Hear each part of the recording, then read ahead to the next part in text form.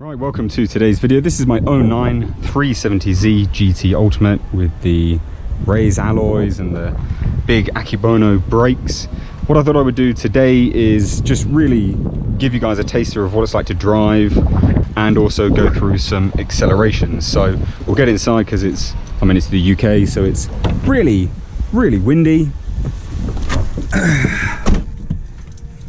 One of the things you'll know if you've gone from a 350Z to a 370Z is its keyless entry and push button start. This one is an automatic which features the magnesium paddle shifters, which are actually the paddle shifters used in the GTR, so they are high quality.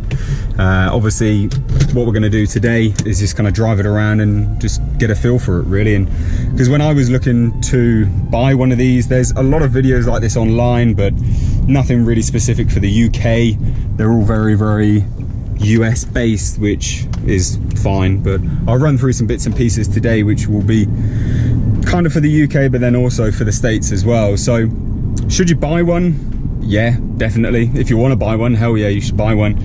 In terms of some issues with it, if you're going from a 350Z to a 370Z, the 370Z, you'll notice here, has an oil temperature gauge. And the reason is that these things can get really hot.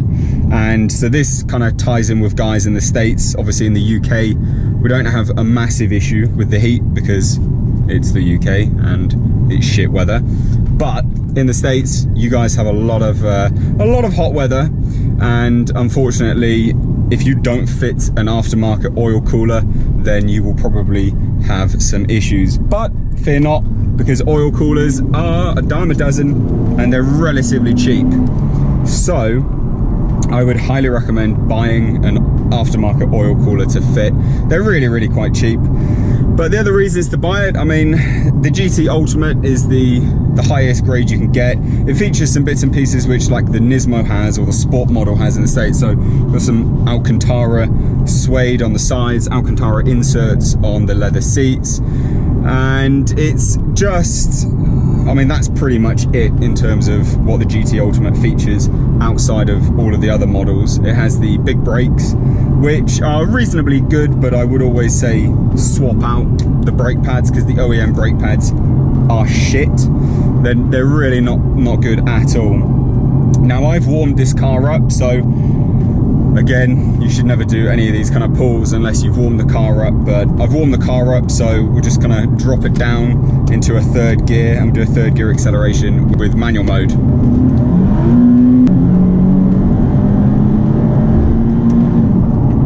So yeah, I mean, it's relatively quick.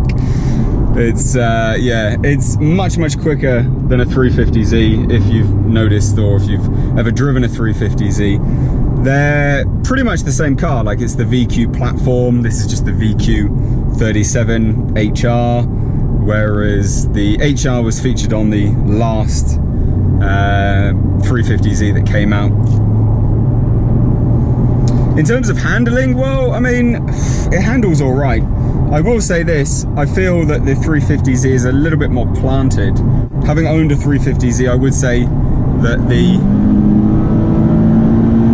350Z is just a little bit more planted and doesn't feature quite as much body roll as the 370Z. I think the 370Z has just that little bit more body roll, and it's, I don't know really, it's not bad. The ride quality is a lot better, but I will say just that body roll, it might put a few people off. Stock exhaust note is pants on these things. It's really not good.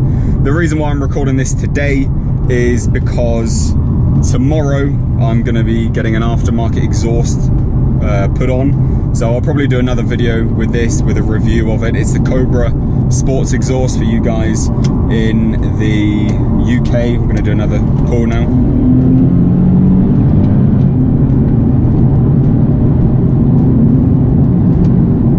Yeah, I mean, it's rapid, like it's really quick. As you can see, it's starting to rain now, so obviously need to be a little bit more careful. But it's not super fast. A lot of people, you know, kind of rag on these cars because they've only got what, 330 horsepower, but you know, when it's sending it all to the rear wheels, you do feel it. And it's just what it's that old style of driving, that old style sports car. You know, you can feel them skid out, you can feel them whip around, and it's just really fun. I will say this, that's kind of the main thing about this car, is it's just really, really fun. If you're thinking about getting one, you've got to get one, because for the price, the power is very difficult to match. If maybe these are a little bit out of your price budget, go for a 350Z, because 350Zs are great. I absolutely loved my 350Z. I love this one more, I will say that. But the 370Z, the 350Z is a good compromise if you can't afford a 370Z. But that being said, they're still relatively cheap. They're not that costly, to be fair. We'll just turn in here, turn around. These UK roads, for you guys that are in the States, this is probably all new to you. Our roads are a lot smaller than yours. They're very, very narrow. So that's one of the things. Matt Moran, I think his name is, or used to be called Subaru WRX Fan, or whatever it was called. He recently reviewed a Mini Cooper Sport where he was in the UK, and he even said the roads are so narrow.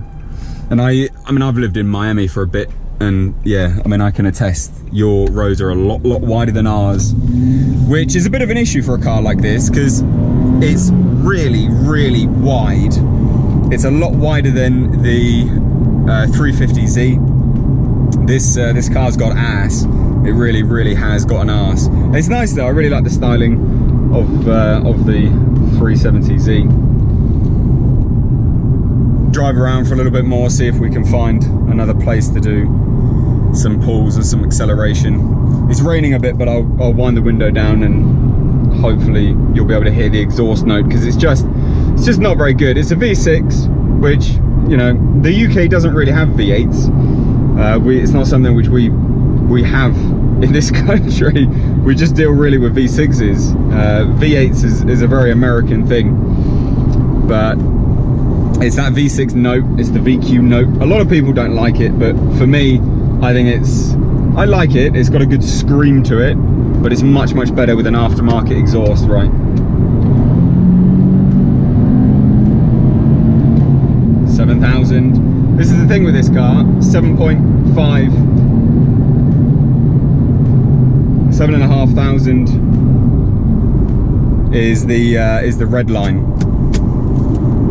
which is not bad, not too bad. It's quite a high revving car, whereas I believe even the Audi R8 only revs up to 8,000. So when you compare the two, one's a supercar and one's just a rear wheel drive sports car, it's quite surprising to think of. Manual mode again.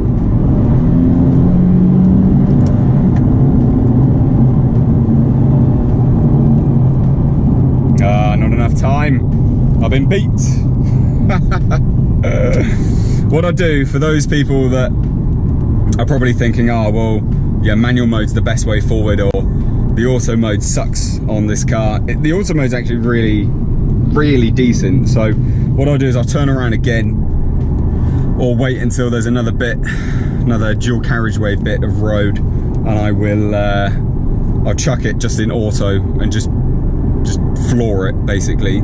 And you'll see, like, it's got quick shifts. The car knows what you want to do. It drops gears quite quickly and gets up to speed, you know, well, nicely, like, as if you would want to, as if you were doing it manually. It knows what you want to do, and the throttle response is pretty good. It's not the best, but these cars really excel if you get an Osiris uprev or ECU Tech or EcuTech, whatever you want to call it, remap and a tune. That's when these cars really shine. And that's one thing I will be doing with this car, is getting a oh cool, dual carriageway ahead. That's one of the things I'll be doing with this car, is getting an uprev, well, not an uprev, an EcuTech remap, just to really just smash it basically. I want to try and eke out as much power from this car as possible. I want to keep this car for some time, but I also want to, okay, here we go actually. All right, so we're at what, 50 miles an hour now, flooring it. drop down a gear, a little bit slow there, but then wheel spin. Done. And obviously slow down because you don't want to break the law. So, so there you go. That is the auto mode. It's, when you floor it, it just takes a little second to know what you want to do. If you're cruising, because it will put it in a higher gear. But then after that, it knows what you want and it slams it out for you. So I really like this car. Like I said, I would encourage anyone to buy one. If you want to have a nice, fun, rear-wheel drive sports car, which you can modify, has great aftermarket support. The parts for this car are everywhere. They're really, really good. I would highly recommend the Nissan 370Z. Failing that, get yourself a 350Z because they are equally as good. If you enjoyed this video, please do give it a like and a share.